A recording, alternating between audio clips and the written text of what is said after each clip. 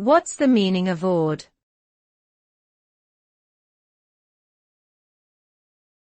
Odd.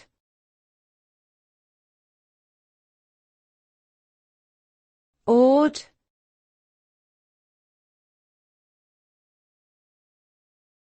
Odd.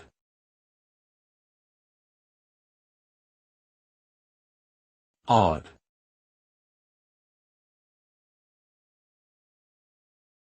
The word odd means to be filled with a sense of wonder or reverence at something impressive or unexpected.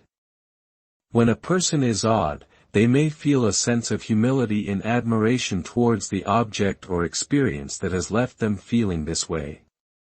It can elicit feelings of amazement, astonishment, and respect. Being odd can be a powerful emotional response that leaves a lasting impression on a person's memory, causing them to reflect on the experience long after it has passed.